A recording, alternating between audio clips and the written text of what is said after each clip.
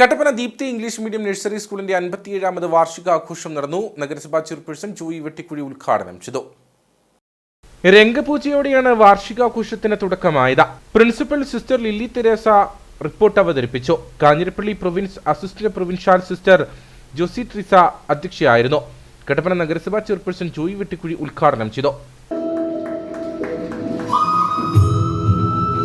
കാലഘട്ടത്തിന്റെ മാറ്റമനുസരിച്ച് വിദ്യാഭ്യാസ മേഖലയിലുണ്ടാകുന്ന മാറ്റങ്ങളനുസരിച്ച് പ്രവർത്തനത്തിൽ മാറ്റങ്ങൾ വരുത്തിക്കൊണ്ട് അടിസ്ഥാന സൗകര്യങ്ങളിൽ മാറ്റം വരുത്തിക്കൊണ്ട് അത് വേണ്ടത്ര ഒരു പുരോഗതിയുടെ പാതയിലൂടെ തന്നെ കടന്നു വന്ന 57 വർഷങ്ങളാണ് ഈ സ്ഥാപനത്തെ സംബന്ധിച്ചിടത്തോളം ഉള്ളത്.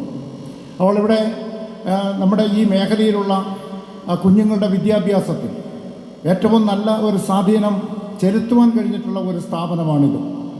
അപ്പോൾ ഞാനിത് പറയുമ്പോൾ എൻ്റെ മക്കളൊക്കെ ഇവിടെ പഠിച്ചിട്ട് പോയവരാണ്.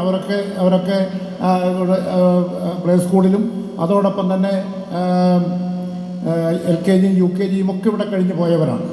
അങ്ങനെ എന്നെപ്പോലെ എത്രയോ മാതാപിതാക്കളുടെ കുഞ്ഞുങ്ങൾ ഇവിടെ പഠിച്ചിറങ്ങി പോയിരിക്കുന്നു. ഇപ്പോൾ ഇവിടെ പറയുകയുണ്ടായി ഏതാണ്ട് 200ഓളം കുട്ടികൾ ഇവിടെ പഠിക്കുന്നുണ്ട് എന്ന് പറയുമ്പോൾ ഏതാണ്ട് 200 കുടുംബത്തിൽ നിന്നുമുള്ള കുട്ടികളാണ്. 27 കുട്ടികൾ സ്കൂളിൽ പഠിക്കുന്നുണ്ട്.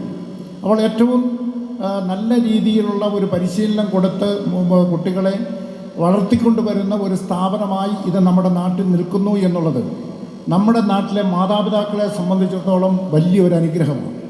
ചടങ്ങിൽ നഗരസഭാ ചെയർപേഴ്സണ് സ്വീകരണവും നൽകി.